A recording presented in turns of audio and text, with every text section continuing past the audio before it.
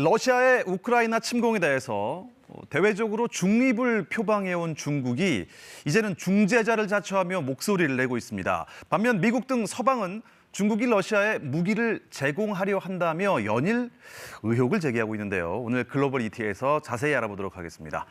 홍성호 기자, 안녕하세요. 네, 안녕하세요. 네, 먼저 전쟁 벌써 1년을 맞았습니다. 러시아와 우크라이나의 분위기부터 전해주시죠. 네, 1년 현지 시각으로 지난 24일이었죠. 일단 우려했던 러시아의 대규모 공습은 다행히 없었습니다. 우크라이나 분위기를 보면요, 현지 희생자들을 추모하고요. 이 그림을 보면 업어치기 당하는 푸틴의 모습을 그린 건데요. 우표로 발행을 했습니다. 네. 이 그림은 영국의 얼굴 없는 화가 뱅크시 작품입니다. 러시아에선 대규모 애국 콘서트가 열렸습니다. 8만 명 가량의 관중이 보시는 것처럼 경기장이 꽉 들어찼는데요. 푸틴 대통령도 참석해 러시아군을 격려했습니다. 그런데 우크라이나 마리우폴에서 300여 명의 현지 어린이를 구했다는 군인을 추켜 세우는 과정에서 논란이 일었습니다. Спасибо дяде Юрию за то, что он меня, мою сестру и сотни тысяч детей спас с Мариуполя.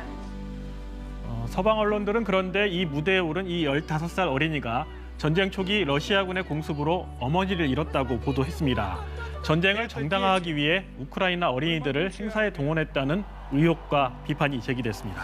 참 이게 전쟁이라는 게 여러모로 가슴이 아픈 일이에요. 그런데 갑자기 중국이 나타났습니다. 중재를 하겠다고요? 네, 그동안 중국은 대외적으로 중립을 표방해 왔다가 지난 24일 전쟁 1년을 맞아 성명을 발표했습니다. 이 시진핑 제안이라고 불리는 이 한 12개 항목으로 된 입장문인데요. 주요 내용을 한번 살펴볼게요. 양국이 대화를 재개하고 휴전을 모색해야 한다는 등의 내용을 담았습니다. 러시아는 환영했고요. 미국 등 서방의 반응은 냉랭했습니다. 그런데 젤렌스키 우크라이나 대통령의 반응은 조금 달랐습니다. Перш за все, я планую зустрітись з Сі Цзіньпіном. І вважаю, що це буде на користь. 그러면서 러시아를 고립시키기 위해 모두가 협력할 필요가 있다고 했습니다. 우크라이나 대통령이 시진핑 주석과 만날 생각이 있다라고 발언을 했는데요. 그런데 중국은 제 생각엔 그렇습니다. 러시아 편 아니겠습니까? 어떻습니까? 네, 한번 최근 상황을 한번 정교하게 짚어볼 필요가 있을 것 같습니다. 중국의 태도에 차이가 있는 건 분명한데요. 이 사진을 한번 볼게요. 최근에 중국 외교수장인 왕이 중앙정치국 위원이 푸틴 대통령을 예방했습니다. 보시는 것처럼 매우 가깝게 마주보고 앉아 있죠. 그렇죠. 그런데 지난해 전쟁 만류에도 갔던 마크롱 프랑스 대통령 모습입니다. 정말 이렇게 긴 테이블 양 끝에 앉았습니다.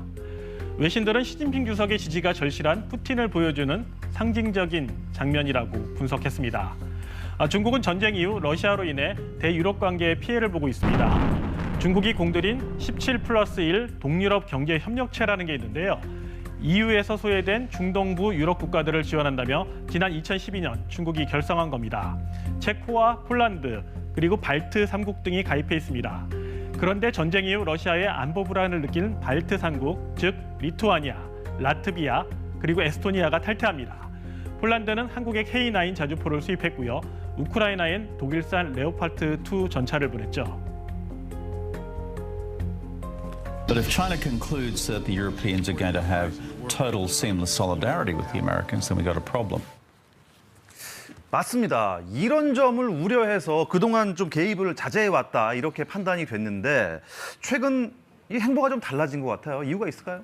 네, 딱 잘라 얘기를 하면은 미국을 견제하기 위한 것으로 풀이됩니다. 그러니까 이번 전쟁을 중재할 수 있는 건 미국이 아니라 중국이라는 점을 분명히 하려는 의도로 풀이되는데요. 앞서 보신 대로 왕이 정치국 위원이 유럽 순방 이후 푸틴 대통령을 찾은 것도 그렇고요. 또 루카셴코 벨라루스 대통령이 중국을 국빈 방문한다고 하죠. 이 벨라루스는 러시아의 대표 우방국인데요. 시 주석의 초청으로 이번 방문이 성사됐다고 합니다. 중국의 관영 매체들은 전쟁에 대한 논의가 주요 의제가 될 것이라고 대대적으로 보도했는데요. 지금 4월이나 5월쯤 시 주석이 러시아를 방문해 푸틴 대통령을 만날 거라는 관측이 잇따르는 가운데 월스트리트 저널은 시 주석이 평화 중재에 나서는 그림을 그리고 있다는 분석을 내놓기도 했습니다. 그렇군요. 그런데 미국에서 연일 경고 메시지가 나오고 있습니다. 중국이 러시아에 대규모 살상 무기를 수출할 수도 있다. 이런 의혹이 있어요. 네, 그건 미국 측의 주장이죠. 블링컨 미 국무장관의 경우에는 중국이 러시아에 살상무기 지원을 검토하고 있다고 보도를 했고요. 또 바이든 대통령도 증거는 없지만 중국이 레드라인을 넘지 말라고 경고하기도 했습니다. 중국은 미국이 허위 주장을 하고 있다며 일축했는데요. 실제 무기 지원 가능성은 현재로서는 크지 않다는 분석입니다. 유럽연합이 미국의 대중 제재에 동참할 수도 있고 중국의 경제 상황도 좋지 않습니다. 이번 주 시진핑 3기가 공식 출범하는 양회가 열리는데요. 위드 코로나 이후에도 중국 경제가 나아지지 않고 있다는 지표가 속속 나오고 있습니다.